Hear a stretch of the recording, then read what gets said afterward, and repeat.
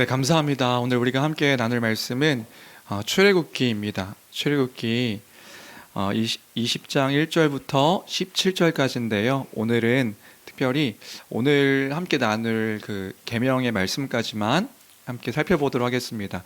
그 출애굽기 20장 1절부터 6절까지 말씀만 함께 읽도록 하겠습니다. 출애굽기 20장 1절로 6절까지입니다. 그리고 오늘 우리는 20장 1절부터 6절까지를 함께 나누면서 10계명 세 번째 시간으로 제2계명을 함께 살펴보도록 하겠습니다. 제가 가진 성경 구약성경 112페이지 다 찾은 줄 알고 한 목소리로 읽도록 하겠습니다. 함께 읽습니다. 시작. 하나님이 이 모든 말씀으로 말씀하여 이르시되 나는 너를 애굽 땅 종되었던 집에서 인도하여 낸 내 하나님 여호와니라. 너는 나 외에는 다른 신들을 내게 두지 말라. 너를 위하여 새긴 우상을 만들지 말고 또 위로 하늘에 있는 것이나 아래로 땅에 있는 것이나 땅 아래 물속에 있는 것에 어떤 형상도 만들지 말며 그것들에게 절하지 말며 그것들을 섬기지 말라. 나 내 하나님 여호와는 질투하는 하나님인즉 나를 미워하는 자의 죄를 갚되 아버지로부터 아들에게로 3, 4대까지 이르게 하거니와 나를 사랑하고 내 계명을 지키는 자에게는 1000대까지 은혜를 베푸느니라. 아멘. 아멘. 우리는 계속해서 10계명에 대해서 함께 살펴보고 있습니다. 지난 내용을 잠깐 정리하면 1절부터 2절까지의 서원의 말씀을 통하여서 하나님의 백성의 정체성과 그리고 또 10계명이 무엇을 의미하는지 살펴봤었습니다. 그리고 지난주에 3절 말씀을 통해서 우리의 예배의 대상은 누구인가, 우리가 사랑해야 할 그 궁극적인 대상은 누구인가 함께 생각해 보았습니다. 우리의 예배의 대상은 누구이십니까? 오직 하나님 한 분뿐이시지요. 우리의 사랑의 대상은 누구이십니까? 오직 하나님 한 분뿐이신 것입니다. 하나님은 하나님의 백성이 이 사실을 기억하고 이 사실을 알기를 원하세요. 왜냐하면 그래야 그때야 비로소 하나님의 백성이 온전히 살 수 있기 때문에 그렇습니다. 참된 복을 누리며 참된 안식 가운데서 생명에 거하여 살 수 있기 때문에 그때야 비로소 하나님만을 예배할 때에, 하나님만을 사랑할 때에 하나님의 백성이 살 수 있기 때문에, 영적으로 육적으로 온전히 살 수 있기 때문에 하나님은 이 사실을 원하고 계신다. 이것을 우리가 함께 지난주에 살펴봤었습니다. 하나님 없이 살아갈 때에, 또 하나님 없이 살아가기 때문에 우리가 모든 복과 안식에서 벗어나서 살아가게 되는 것입니다. 하나님 없이, 하나님 아니고 살아가기 때문에 우린 참된 만족과 기쁨을 누리지 못하고 살아가고 있는 것이지요. 생명 없는 자로서 살아가는 이유는 무엇이냐면 하나님과 상관없이 살기 때문에 그런 것입니다. 그래서요, 우린 지난주에 그 예배가 무엇인가 그런 이야기도 생각해 봤고요. 예배가 뭐냐? 교회로서의 공적인 예배, 개인의 삶의 예배, 이런 예배의 의미들도 한번 생각해 봤고요. 그리고 계명의 직접적인 의미, 너는 나 외에 그 의미들, 너는 내 앞에서, 너는 내 얼굴 앞에 있으니, 그러니까 하나님의 백성이 언제나 항상 하나님 앞에 있는 자들이니 다른 신들을 내 옆에 두지 말라. 이 의미들을 하나씩 우리가 생각해 보았습니다. 그리고요, 이 시대에 그럼 다른 신은 무엇인가? 우리가 매 시대와 매 문화마다 다른 신들이 존재하는데 하나님 외의 것들을 섬기는 그런 모습들이 있는데 이 시대의 다른 신은 무엇인가? 그래서 돈, 탐욕, 명예, 그리고 자기 자신의 자랑, 그리고 나 자신, 반종교적인 풍습들, 그리고 하나님 위에 섬기고 사랑하고 또 아끼고 예배하는 그 모든 것들이 다른 신이다. 여러분의 신은 무엇입니까? 여러분의 다른 우상은 무엇입니까? 이것을 함께 생각해 보며 하나님의 명령을 기억해 보았습니다. 너는 나 외에 다른 신들을 내 앞에 두지 말라. 내 옆에 두지 말라. 섬기지 말라. 이렇게 말씀하셨음을 우리가 함께 생각해 보았습니다. 오늘은 두 번째 계명을 함께 살펴보려고 하는데요. 오늘 이 두 번째 계명, 특별히 4절부터 6절까지의 말씀이지요. 오늘 계명도 무엇을 말씀하고 계시는가 결론부터 이야기하면 이렇습니다. 오늘은 뭐냐면요. 하나님의 백성이 하나님을 어떻게 예배해야 되는가 이 이야기를 4절부터 6절까지 이야기해 주고 있습니다. 그러니까 지난주는 예배 대상은 누구인가 였다면 하나님 백성이 어떻게 예배해야 되는가 예배의 방법에 대해서 오늘 4절부터 6절까지는 말씀해 주고 계신다. 그럼 본격적으로 오늘 본문 말씀을 좀 이해했으면 좋겠는데요. 오늘 계명을 이해할 때에 크게 두 부분으로 나눠서 생각해 볼 수 있습니다. 첫 번째 부분은 4절부터 5절 전반부까지의 내용이고요. 4절부터 5절 전반부까지의 내용은 명령이 기록되어 있습니다. 그리고요 5절 후반절부터 6절까지는요 그 명령을 하신 이유, 그 이유에 대해서 이제 5절 후반절부터 6절까지 이야기해주고 있다. 그래서 먼저 4절부터 5절 앞부분의 내용을 살펴보겠습니다. 4절부터 5절 앞부분 내용 우리 함께 읽어볼까요? 함께 읽겠습니다. 시작. 너를 위하여 새긴 우상을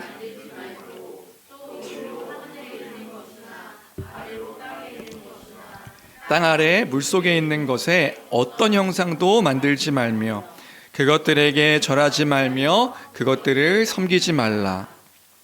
네, 이렇게 명령이 되어 있는데 여기는 크게 세 가지의 명령이, 부정 명령이 기록되어 있습니다. 그게 뭐냐면요, 만들지 말고 절하지 말고 섬기지 말라, 이런 명령인 거예요. 뭐 하지 말라고요?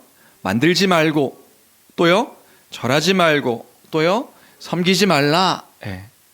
그럼 무엇을 만들지 말라고 이야기하고 있냐면 너를 위해서 새긴 우상을 만들지 말라, 그리고 어떤 형상도 만들지 말라, 이렇게 명령하고 있는 겁니다. 그럼 가장 먼저 너를 위하여 새긴 우상이라고 했는데 우리가 우상이 무엇인가, 우상의 의미를 먼저 좀 이해하고 넘어갔으면 좋겠습니다.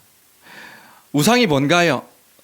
우상이란 단어를 영어 성경을 보니까 이 우상이란 단어가 어떻게 번역되어 있냐면 아이돌이라고 번역되어 있습니다. 아이돌. 네, 여러분 생각하시는 그 어린 친구들이 좋아하는 젊은 연예인들을 아이돌이라고 하는데 그 아이돌이란 단어 의미가 뭐냐? 그게 우상의 의미입니다. 우상. 그럼 이제 그 우상이라는 게 뭔데요? 이걸 조금 그 어원적으로 생각해 보면 이 아이돌이라는 영어 단어는 라틴어의 이돌룸이란 단어에서 비롯되었다고 합니다. 그럼 이 라틴어의 이돌룸은 뭐로부터 비롯되었는가? 고대 헬라어의 에이돌론이라는 단어에서 나왔습니다. 그럼 이 에이돌론이라는 단어가 뭔데요? 이 단어의 의미는 눈에 보이는 어떤 그림이나 형상, 우리가 좋게 보이는 것들을 눈에 보이게 만든 그림이나 형상이나 조각, 이걸 이제 에이돌론이라고 하는데 이게 아이돌의 의미인 거예요. 그러니까 우리가 아이돌 하는데 그 아이돌의 의미가 무엇인지 우리가 이해가 되는 거죠. 뭐예요? 눈으로 볼 수 있게 만든, 그러니까 내가 좋아하는 것들을 눈으로 볼 수 있게 만든 어떤 그 그림, 조각, 형상, 이게 아이돌이구나, 이게 우상이구나. 그러니까 우리 아이들이 아이돌 하면서 따라가는 것들이 이해가 돼. 뭐가 아이돌인가요? 저희 그래서 어저께 이제 설교 준비하면서 너희들은 아이돌에 대해서 뭐라 생각하니? 어떤 똘똘이가요? 아이돌은 우상입니다. 그래서 그래, 알고는 있구나. 그럼 우상이 뭔데? 그렇죠. 그러니까 그 아이돌이라는 것 자체가 우상이라는 단어인데 그 의미는 뭐냐 하면 눈에 보이게 좋은 것들을, 그러니까 우리 친구들이 아이돌이라고 부르는 것이 뭐냐, 그 아이돌이라고 부르는 사람들을 보면 젊고 예쁘고 아름답고 멋있고 한 그런 존재들을 아이돌이라고 부르는 거죠. 자기들이 보기에 좋은 것들을 이제 만들어 놓고요. 그러니까 그 젊고 아름답고 예쁘고 멋있고, 그러니까 제 시대의 아이돌 하면 H.O.T, 잭스키스, 순서도 바뀌면 안 돼요. 잭스키스, 그 S.E.S, 핑클. 그때는 그랬거든요. 막 이 네 개의 아이돌들이 싸우면서 그럼 그들이 아이돌이었는데 그 약간 그 위는 이제 서태지와 아이들이 있을 수도 있겠고, 더 그 위는 제가 검색해 보니까 뭐 조용필이셨다고 하고요. 제 어머니 아버지 세대를 생각해 보니까 어머니 아버지 세대 때의 그 아이돌들은 나훈아와 남진, 그렇게 싸웠다고 하네요. 나훈아와 남진 때문에. 예. 그런데 그 전 시대에 우리들이 했던 그 아이돌을 지금 시대에는 아이돌이라고 부르지 않죠. 그럼 왜 그들은 아이돌이 아닐까요? 왜냐하면 이제 그들은 젊지도 않고 아름답지도 않고 멋있지도 않고 예쁘지도 않기 때문에 그들을 더 이상 아이돌이라고 부르지 않습니다. 이제 우리들이 좋아했던 어른들이 좀 나이 드신 분들이 좋아했던 그 아이돌들을 보면 이제 배가 나오고 이제 막 그 외모도 어떤 분이 이렇게 얘기할 수 있어요. 목사님, 아직까지 저의 우상은 나오납니다. 뭐 이렇게 얘기할 수도 있지만 그건 이제 그러니까 그 단어의 의미가 우상이란 단어, 이 아이돌의 의미란 말입니다. 다시 정리하면 이 우상이란 단어의 의미는 뭐냐? 좋아하는 어떤 것들, 그것을요 눈에 보일 수 있도록 만든 어떤 형상, 어떤 그림, 어떤 조각, 이것 자체를 이제 우상, 아이돌이라고 하는 것이다. 여기까지 의미를 정리한 후에 하나님의 명령을 다시금 기억하면 그러니까 이런 겁니다. 하나님께서 하나님 백성들에게 명령하시는 거라고요. 너를 위하여 그 우상 만들지 말아라. 눈에 보이는 어떤 그림이나 조각물이나 어떤 그 형상들을 만들지 말라고 명령하신 것입니다. 특별히 하늘에 있는 것이나 땅에 있는 것이나 물속에 있는 것이나 그 어떤 것이라도, 이 땅에 있는 어떤 것이라도 그 너를 위하여서 어떤 눈에 보기 좋은 것들을 형상으로 만들지 말라. 이게 첫 번째 명령이고요. 그 다음에요. 이어서 그것들에게 절하지 말며 그것들을 섬기지 말라. 이렇게 명령하고 있는 것입니다. 그런데 여기서 절하지 말고 섬기지 말라 이 명령도 재미있는 단어예요. 뭐냐면요, 우리 지난주에 예배란 단어 살펴봤잖아요.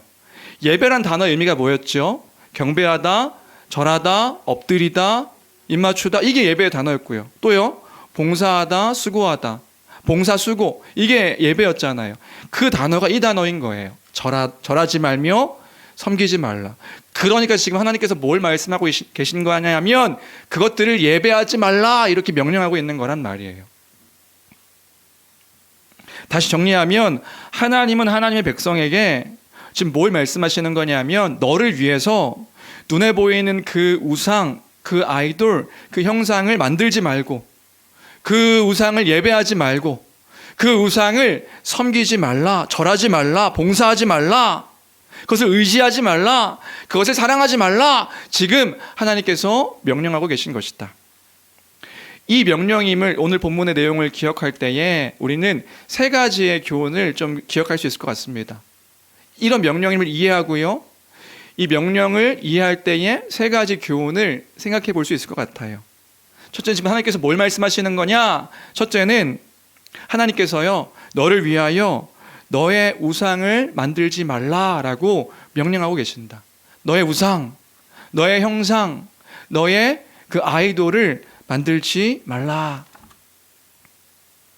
우리는요 우리의 개인의 삶 가운데서 끊임없이 우상을 만들어냅니다.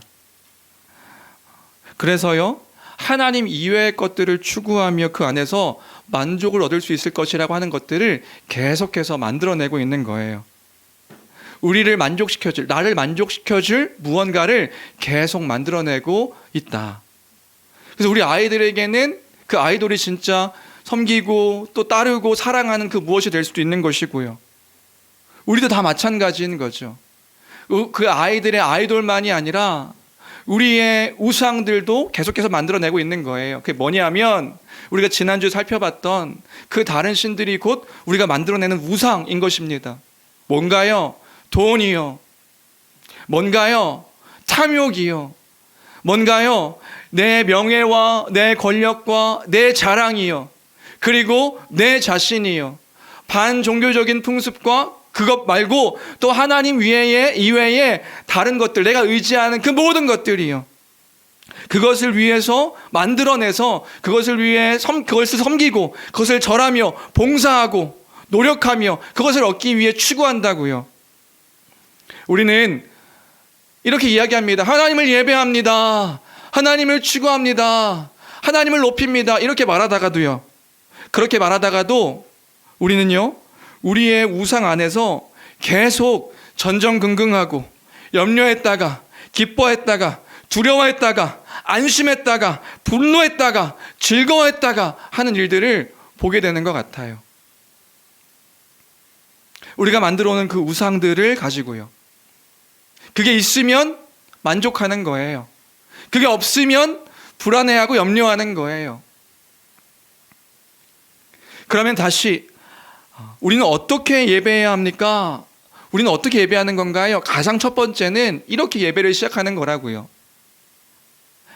내가 하나님 외에 다른 우상을 만들지 않는 것으로, 나를 위한 다른 우상을 만들지 않는 것으로 그 예배는 시작되는 것이다. 존 칼빈이 그런 이야기를 했다고 합니다. 뭐라고 얘기했냐면 인간의 마음은 우상을 만들어내는 공장이다, 이렇게 얘기했대요. 그런 것 같아요. 우리가 계속해서 우상을 만들어내는 거예요. 그것을 하지 말라 지금 하나님께서 명령하고 계신 것입니다. 하나님을 예배하기 위해 우리가 먼저 해야 될 일은 뭐냐? 우리가 우상을 만들지 않는 것입니다. 하나님 이외의 것들로 만들지 않는 것이다. 여러분에게 질문합니다. 여러분에게 묻습니다. 지금 내가 만들어 놓은 그 우상은 무엇인가요? 지금 그 앞에서 절하고 그 앞에서 엎드리고 그것을 섬기고 사랑하고 있는 그 무엇은 무엇인가요? 나에게 만족을 줄 수 있을 거라고 여기며 정신 못 차리게 하는 그 무엇은 무엇인가요? 그것을 만들지 말라 명령하고 계시다. 어떤 것으로든 그것을 만들지 말라 명령하고 계시는 것을 기억할 때에 그 우상을 깨트리고 그 우상을 버리는, 하나님 외에 다른 것들을 버리는 우리가 되길 주님의 이름으로 축원합니다. 하나님께서 그 우상을 만들지 말라고 명령하십니다. 왜 그러실까요? 왜냐하면 그래야 우리가 온전히 살 수 있기 때문에 그런 것이다. 그 우상을 만들고 그 우상을 섬기는 것을 통해, 앞에 절하고 그것을 섬기는 그 일들을 통해 우리가 살 수 없습니다. 우리가 온전히 살 수 없습니다. 그래서 하나님께서는요, 만들지 말라 명령하고 계시다. 두 번째로요, 지금 이 명령은 하나님 이외에 그 우상을 만들지 말라는 그 명령을 넘어서서 지금 어디까지 말씀하시는 거냐 하면, 너를 위하여 하나님에 대한 형상을 만들지 말라는 것도 포함되어 있는 명령입니다. 그래서 하늘에 있는 것이나 땅에 있는 것이나 물속에 있는 그 어떤 것으로도 하나님의 그 형상을 만들지 말라. 다른 우상을 만들지 않는 것과 동시에 하나님의 형상도 만들지 말라고 명령하고 계신 것입니다. 심지어 그것이 하나님을 나타내는 형상이라 하더라도 우리는요, 그 형상을 눈에 보이는 형상으로 만들어서는 안 되는 것이다. 만들지 말라 이렇게 명령하고 계신 거라고요. 이것에 대한 대표적인 예로는요, 출애굽기 32장의 금송아지 사건, 이것이 대표적인, 우리가 잘 알고 있는 그 대표적인 예가 될 수 있을 것 같아요. 금송아지 사건 다 기억하시나요? 그런 거죠. 모세가 시내산에 올라가서 40일 동안 내려오지 않았습니다. 왜요? 그 시내산에 올라가서 십계명투 돌판을 받고 성막을 어떻게 지어야 되는지, 제사장들은 어떻게 섬겨야 되는지 이런 것들을 이제 받느라 40일 동안 시내산에 올라가서 내려오지 않으니까 이스라엘 백성들이 난리가 난 거예요. 왜요? 우리를 인도하여는 모세가 눈에 보이지 않으니까 불안해지기 시작한 거죠. 하나님도 우리 눈에 보이지 않는데 우리를 인도한 지도자가 보이지 않으니까 두려워지기 시작한 겁니다. 그래서 어떻게 해요? 모세의 형 아론에게 가서 우리를 위하여 신을 만들어 달라 이렇게 부탁하는 거예요. 우리를 위해서 신 좀 만들어 주십시오. 근데 오해하지 마십시오. 지금 이 이스라엘 백성들이요, 다른 신을 만들어 달라 이야기한 게 아니라고요. 뭘 만들어 달라고 했냐면 우리를 인도하여는 그 신을 만들어 달라 이렇게 얘기한 거예요. 왜요? 고대 근동 지방의 그 시대 안에서는요, 신의 형상을 만들어서 그 형상을 붙잡고 살아가는 게 익숙한 시대였거든요. 모든 신들에게는 형상이 있었습니다. 그래서 그 형상을 세워두기도 하고 가정 가운데 두기도 하면서 그 형상이 자신들을 지켜줄 것이라 믿으며 그 형상을 만들며 따랐거든요. 그러니까 아론에게 그 부탁을 한 거예요. 우리에게도 그 신을 만들어 달라. 우리를 인도하여는 그 신의 형상을 만들어 달라. 그래서 아론이 어떻게 해요? 그 여자들의 금기고리를 빼어서 그것을 녹여서 만든 거예요. 형상을요. 뭘로요? 금송아지로요. 금송아지로 만들고 아론이 외칩니다. 이스라엘 백성들에게요. 뭐라고요? 너희를 인도하여낸 신이다. 그러니까 이스라엘 백성들이요 너무 기뻐하는 거예요.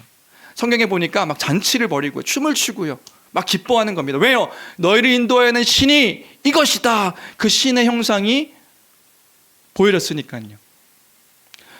오해하지 마시라고요. 아론이 지금 너희를 인도하여는 다른 신이다 이렇게 따르게 한 게 아니에요.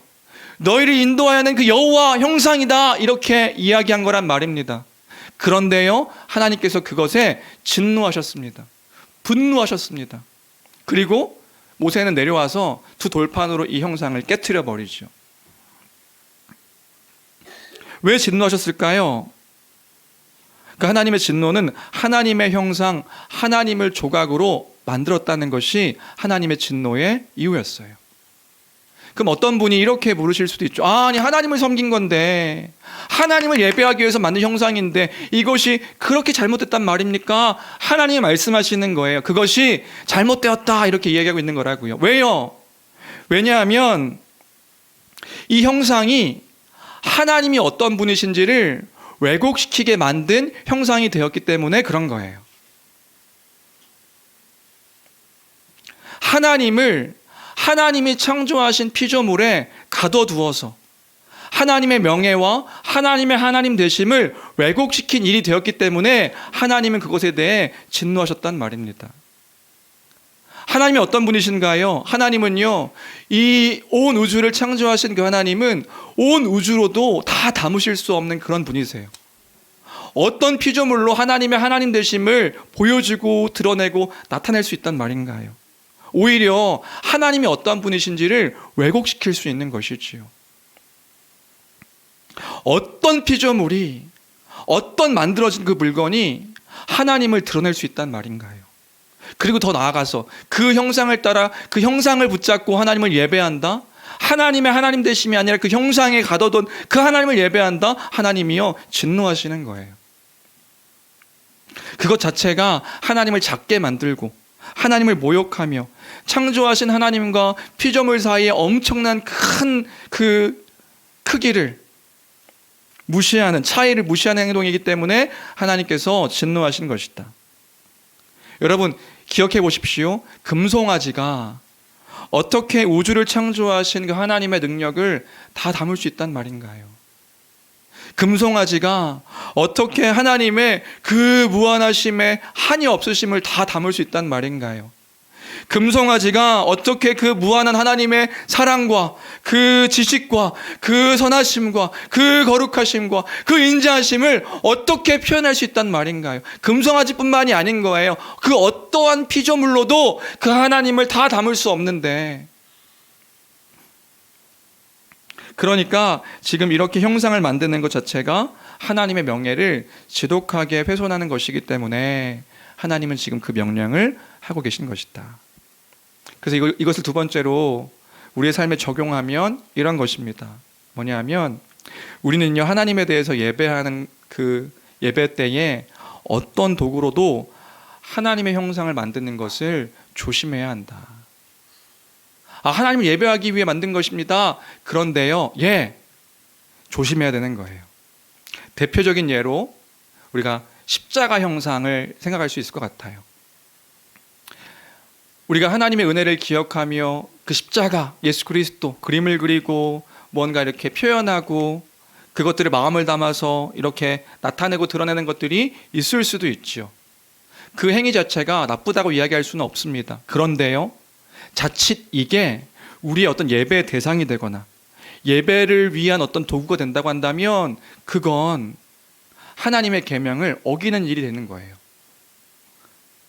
그 십자가를 바라보며 그 십자가 앞에 가서 절하고 그 십자가에 무릎 꿇고 십자가 앞에 가서 기도하고 그 십자가에 입 맞추고 십자가를 볼 때에 무언가 여기에 신비한 힘이 있다고 생각하고, 그래서 예전에 그렇잖아요. 십자가 막 이 목에 달고 다니면서 부적처럼 생각하는 거예요. 이 십자가가 나와 함께 하신, 그럼 어떤 분이 십자가를 그러면 앞에 여기 매는 게 아니라 짊어지고 가야지, 십자가를 지고 가라고 했는데, 근데 우리가 막 여기 십자가를 막 내 십자가 부적처럼 여기는 거죠. 그리고 막 무서운 일이 있을 때 어떻게 해요? 막 십자가를 들고 이렇게 막 껌껌 만들어 갈 때 그게 뭔가요? 그런 행위 자체가 십자가에 뭔가, 이 십자가라는 그 형상 자체에 뭔가 신비한 힘이 있고 능력이 있다고 생각하는 우리의 오해인 것이지요. 그렇게 형상을 만들어서 섬기면 안 된다. 그래서 심지어 우리 대한예수교 장로회 합동 측에서는 예배당에 십자가 형상을 세워두지 말자 결의하기까지 했어요. 왠지 아세요? 우리가 오해할 수 있으니까요.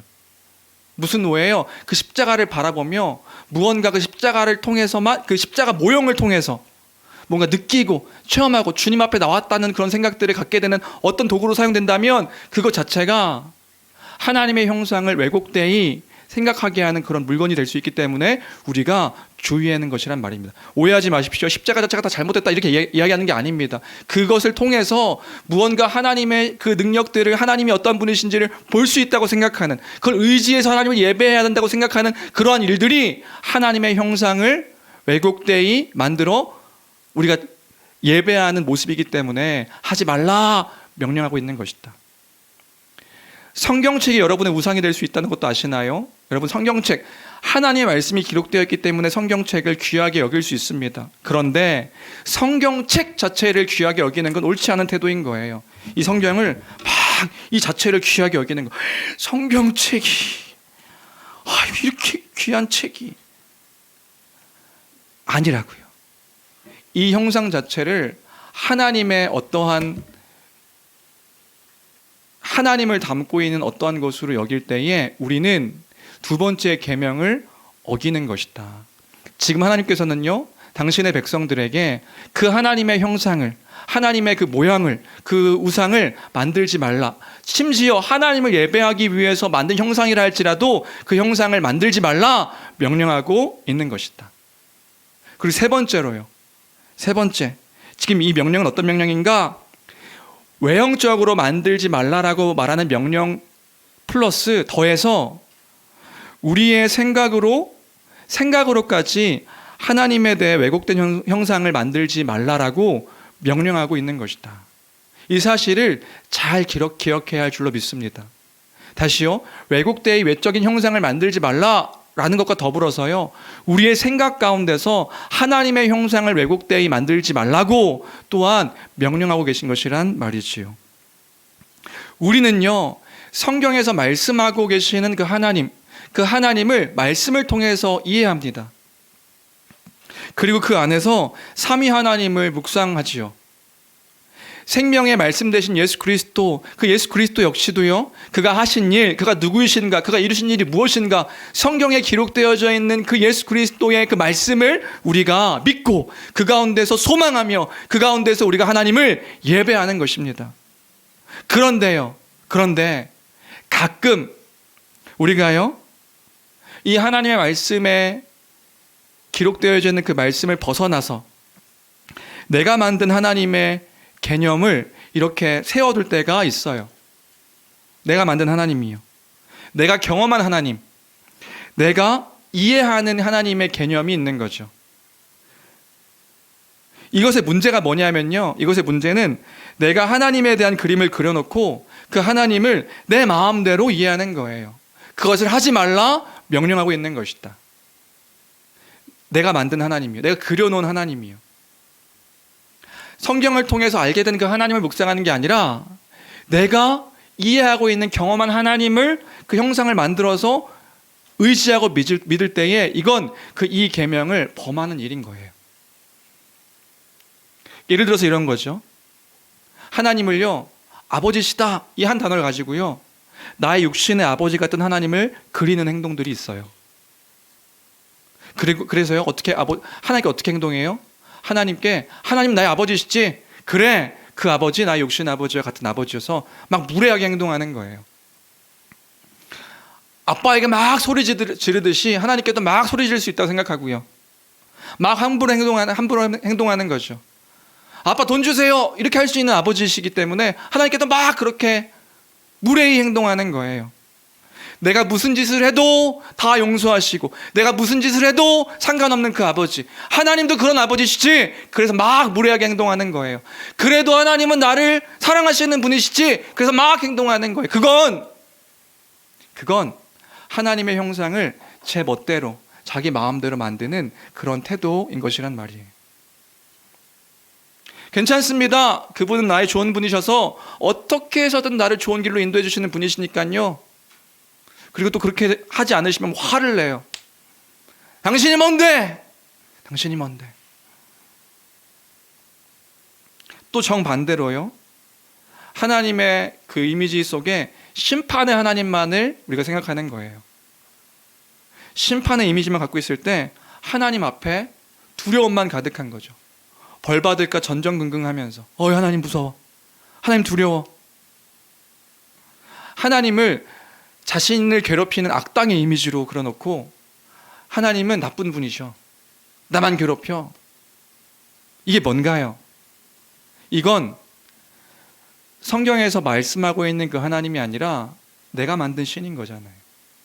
내가 만든 하나님의 형상인 것입니다. 예를 들어서 이런 거죠. 정일국이라는 사람을 이해해 본다고 할까요? 여러분 저를 어떻게 이해하시나요?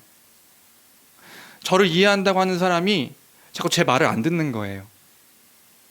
제가 무슨 말을 하는지 헤아리지 않고 자기가 저를 이해했다면서 자기가 이해한 정일국이라는 사람을 이렇게 그려놔요.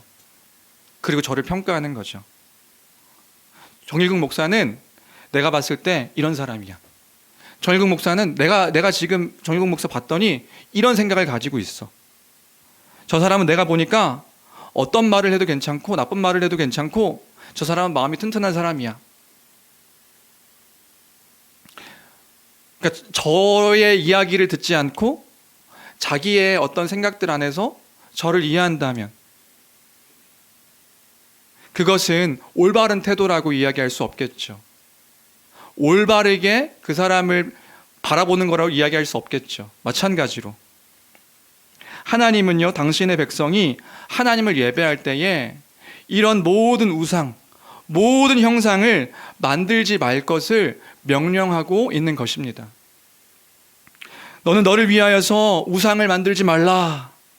더 나아가서 그 어떤 피조물로도 그 안에 하나님을 가둬두지 말라. 심지어 마음속에 새겨놓은 그 우상으로 하나님을 평가하고 하나님을 그려놓고 하나님을 예배하는 그 일들을 하지 말라. 왜요? 그것은 하나님을 기만하는 행동이기 때문에 그런 것이란 말입니다. 하나님의 명예를 떨어뜨리는 행동이기 때문에 그런 것이란 말입니다. 그러면요, 우리는 어떻게 예배해야 합니까? 어떻게 하나님을 사랑해야 합니까? 어떤 하나님을 예배하는 것이란 말입니까? 예수 그리스도를 통하여서 명백하게 우리에게 알려주신 하나님, 그 하나님을요 바르게 알고 그 말씀 가운데 하나님을 바르게 이해하여서 그 말씀 안에서 하나님을 예배하는 우리가 되어야 될 줄로 믿습니다. 그렇게 하나님을 예배하는 거예요. 하나님은 당신을 말씀을 통하여서 우리에게 알려주셨단 말이에요. 명백한 하나님의 그 말씀을 통하여서 하나님이 누구이신가, 무엇을 행하셨는가, 무엇을 이뤄가시는가, 무엇을 이루실 것인가, 그것을 말씀하셨단 말입니다. 내가 만든 하나님이 아니라, 내가 만들어 놓은 하나님의 형상이 아니라 하나님의 말씀 가운데 거하여 그 말씀으로 우리가 예배해야 될 줄로 믿습니다. 예수 그리스도도 마찬가지인 거예요. 우리가 예수 그리스도 어떻게 이해합니까? 예수 그리스도를 단순히 체험하는 게 아니에요. 경험하는 게 아닙니다. 말씀을 통하여 역사하시는 그 하나님을 경험하는 것입니다. 말씀을 통하여 우리가 알려주시는 그 성령을 통하여서 그 하나님을 경험하는 것이란 말이에요. 하나님은 그 어떤 형상으로도 당신을 계시하지 않으셨습니다. 물론 당신의 형상과 모양으로 사람을 당신의 유일한 형상으로 창조하셨지요. 그래서 그 사람을 통해 그리스도를 보게 하고 하나님을 알게 하셨지요. 그런데 이 어떤 피조물로도 하나님의 형상을 알게 하시지 않으셨다. 온전히 알게 하시지 않으셨다. 오직 예수 그리스도를 통해서만 온전히 하나님을 알게 하셨습니다. 그 말씀인 성경을 통해서 우리가 하나님을 알아가고 예배해야 하는 것이다. 하나님을 바르게 예배하는 우리가 되길 주님의 이름으로 축원합니다. 여러분은 어떻게 예배하고 계십니까? 여러분의 우상은 무엇입니까? 여러분 지금 어떤 우상을 만들어서 그 우상을 예배하고 섬기고, 심지어 하나님의 그 우상마저도 어떻게 그려놓고 그 하나님을 예배하고 계십니까? 하나님은 그것을 금지하고 계시다. 하나님을 바르게 예배하는 우리가 되기를 간절히 기도합니다. 그리고 마지막으로 오늘 출애굽기 2장 5절 뒷부분과 6절, 우리가 이 6절 말씀을 좀 살펴보려고 하는데요. 우상을 만들지 말고 절하지 말고 섬기지 말아야 되는 이유가 기록되어 있는데, 우리 20장 5절 후반절부터 6절까지 우리 함께 읽도록 하겠습니다. 함께 읽습니다. 시작. 질투하는 하나님인즉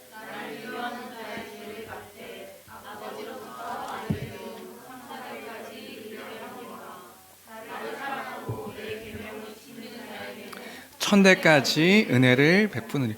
이게 되게 우리를 혼란스럽게 하는 그러한 이유와 또 어떤 내용들인 것 같아요. 첫 번째는 뭐냐면 하나님은 질투하는 하나님이시다 이렇게 얘기하고 있네요. 하나님이 질투하신다? 이걸 어떻게 이해하면 좋을까요? 하나님이 질투하신다는 게 여러분들 상상이나 되시나요? 하나님이 질투하신대. 하나님 질투는 무엇일까요? 우리가 질투에 대해서 생각할 때 우리가 가지고 있는 개념 안에서 질투를 생각하니까 하나님이 질투하신다는 것들이 잘 이렇게 와닿지가 않게 되는 것 같아요. 왜요? 우리 질투를 뭘 생각하나요? 보통 다른 사람이 잘 되고 무언가 잘 나갈 때, 다른 사람이 좋은 일이 있을 때 갖게 되는 시기, 뭐 이런 것들을 이제 질투로 생각하니까요. 부러워하는 것, 뭐 이런 것들을 질투로 생각하니까, 미워하는 것, 이런 것들을 질투로 생각하니까요. 그런데 성경에서 하나님의 질투는 그런 게 아닌 거예요. 그럼 뭐냐? 성경에서 하나님의 질투라고 할 때에 언제 쓰여졌는가를 좀 보면 이해할 수 있는데, 하나님이 질투하신다 했을 때 언제 질투하시냐면 하나님의 백성이 다른 우상을 섬기는 것을 보며 하나님이 그것을 이제 질투하신다 이렇게 표현하고 있어요. 그러니까 이 말은 어떤 의미냐면, 우리가 지난주에도 살펴봤듯이 하나님과 당신의 백성과의 관계를 성경에서는 결혼 관계 안에서 설명하고 있잖아요.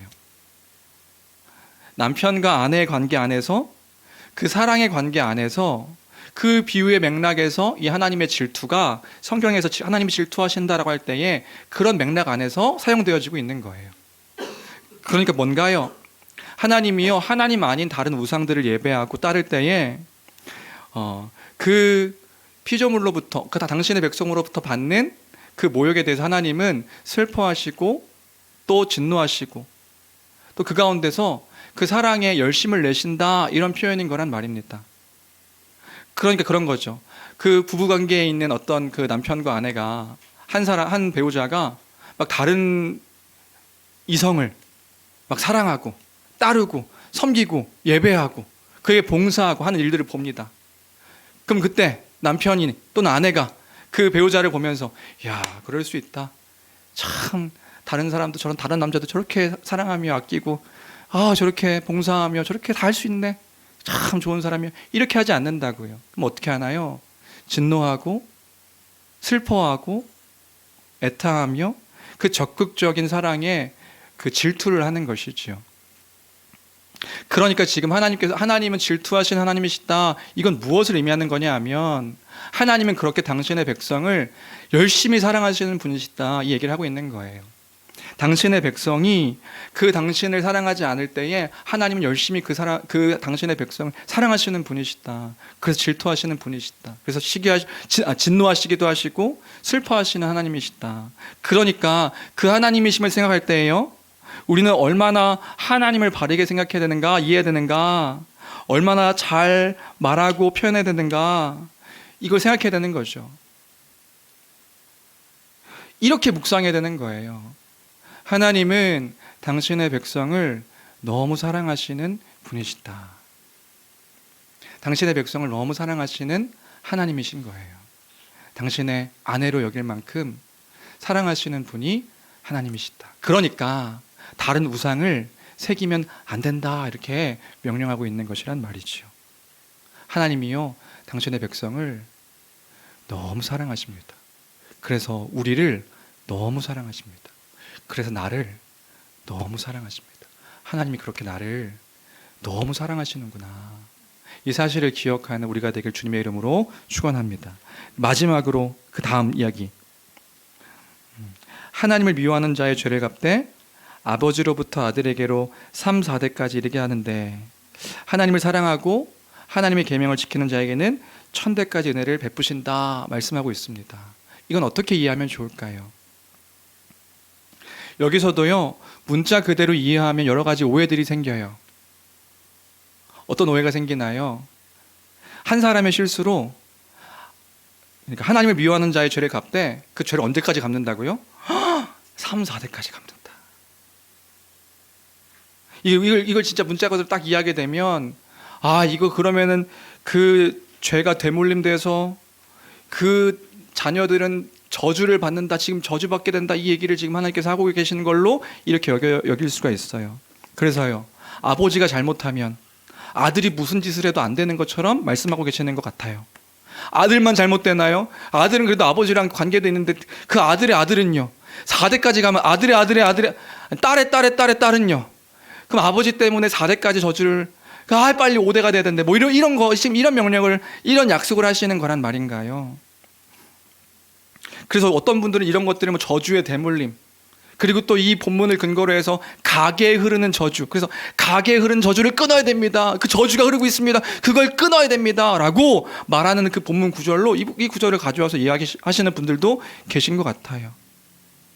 그래서요, 실제로 어떤 분들은 이런 분들도 계십니다. 자기가 뭔가 안 될 때, 자기가 뭔가 일이 안 풀릴 때, 안 풀릴 때마다 부모를 원망하는 거예요. 부모가 죄를 지어서, 자기가 잘못한 거 생각 안 하고 부모가 죄를 지어서 내가 지금 이렇게 저주를 받는 거예요. 죄를. 자기는 합리화해요. 나는 괜찮아, 나는 열심히 했는데 부모가 잘못해가지고 내가 저주를 받는 거다. 부모 책임이라는 거죠. 이게 뭡니까? 지금 하나님이 그런 말씀을 하시는 건가요? 그리고 반대로요, 한 사람이 하나님을 사랑하고 계명을 지키니까 1000대까지 은혜를 받는데요. 이야, 이건 1000대예요. 그럼 뭐예요? 그럼 그 다음에 자녀들이 개망나게 살아도 걔는 아버지 때문에 복을 받고 1000대예요. 그럼 또 모르는데 1000대면 어디까지 가는 거예요? 지금 그 얘기 하시는 게 아니잖아요. 이게 도대체 얼마나 왜곡된 신앙생활인가 말이죠. 성경의 전체 맥락에서 이해할 때 하나님은 그런 분이 아니신 거예요. 그럼 지금 이건 무엇을 이야기하고 있는 것인가? 그 3, 4대는 뭐냐면요, 3, 4대는 그 당시에 그 모세 시대의 대가족 사회로 살았던 그 구성원들의 구성이요, 3대, 4대까지 함께 살았던 거예요. 3대, 4대까지 살았던 그 구성원들 속에서 한 아버지의 그 리더의 잘못은 3, 4대까지 영향을 미쳐서, 그래서 그 당시엔 더 그랬다고, 우리 언약 시간에 배웠듯이 한 왕의, 하나님을 신실하게 따르는 그 왕의 신실함이요, 백성들의 신실함이 되듯이 한 리더, 그 가정에서의 한 리더의 신실함은요, 그 가정 가운데서의 신실함이 되는 것이고요, 한 아비의 그 불신앙의 모습들은요, 한 가정, 그 가정의 구성원들 모두에게 영향을 미칠 수 있는 일임을 지금 이야기하고 있는 것이란 말입니다. 그 영향을 받게 되는 거예요. 그러니까 한 가정의 구성원이 얼마나 중요한지, 그 복된 하나님 백성의 삶에서 이탈해서 제멋대로 살아갈 때에 그 가족에게 미치는 그 영향이 얼마나 큰지를 지금 말씀하고 계시는 것입니다. 반대로요, 하나님을 사랑하고 하나님의 계명을 지킬 때 1000대까지 은혜를 받는다는 것은요, 그것이 얼마나 큰 복된 일인지 강조해서 말씀해주고 있는 것이란 말이지요. 한 가정의 리더가, 그 당시에 가부장적인 사회 그 구조였으니까요, 한 아버지가 바로 서서, 예를 들어서 한 아버지가 바로 서서 하나님을 사랑하고 그 계명 가운데 거하고 살아갈 때에 그 가족은 얼마나 행복을 누릴 수 있겠느냐 말이에요. 얼마나 복되고 안전한 삶을 살 수 있겠습니까? 그 영향을 따라서요, 가족들이 살아간다면요, 하나님의 백성으로 참된 복과 참된 안식과 그 생명 가운데 거하며 하나님의 그 큰 복을 1000대까지 영원토록 누리며 살아가게 되겠지요. 그러니까요, 지금 이 말씀은 뭐냐 하면 하나님의 엄한 강조다, 이 사실을 기억할 필요가 있는 것입니다. 왜곡된 우상들을 만들고 심지어 하나님의 형상을 자기 멋대로 만들어서 거기에 절하고 섬기지 말라. 그것은 하나님을 예배하는 것도 아니고 하나님을 사랑하는 것도 아니기 때문에 그런 것이지요. 그것은 참된 안식을 누리는 것도 아니니까요. 참된 복을 누리는 것도 아니니까요. 그건 진짜 복을 누리는 것이 아니니까요. 그럼 우리는 어떻게 해야 됩니까? 우리는 어떻게 예배해야 합니까? 예수 그리스도를 통해서 우리에게 알려주신 그 복된 나라의 삶의 사람들답게 그 안에 있는 자임을, 구원받은 자임을 기억하며 그 아는 자와 같이 그 은혜 안에서 하나님을 예배하는 우리가 되어야 될 줄로 믿습니다. 그 안에 거하여 하나님을 예배하는 거예요. 그 하나님을 하나님 백성이 예배하는 것이다. 그래서 그 가족 구성원들이 함께 하나님을 예배할 때에, 하나님을 사랑하고 그 계명을 지킬 때에 그 함께 있는 모든 이들이 참된 복과 그 은혜를 누리며 살아갈 수 있는 것이기에 하나님은 지금 그 명령을 당신의 백성들에게 하고 있는 것이란 말입니다. 주 안의 사랑하는 성도 여러분, 하나님을 더 알기 위해 노력하십시오. 그 가운데 거하기 위해 힘쓰십시오. 그 가운데서 하나님을 바르게 알고 하나님을 예배하는 우리 교회가 되기를, 모든 성도들이 되기를 주님의 이름으로 축원합니다. 그래서 하나님의 그 복을 그 가운데 함께 누리며 살아가는 것입니다. 우리는 그래서 그 하나님을 알아가기에 더 힘써야 한다. 말씀을 정리합니다.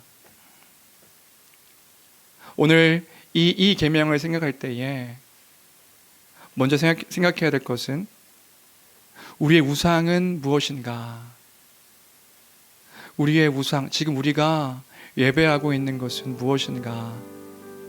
하나님보다 우리의 마음이 그 하나님 이외에 더 나아가서 하나님을 왜곡되이 생각하며 만들고 있는 그 우상은 무엇인가?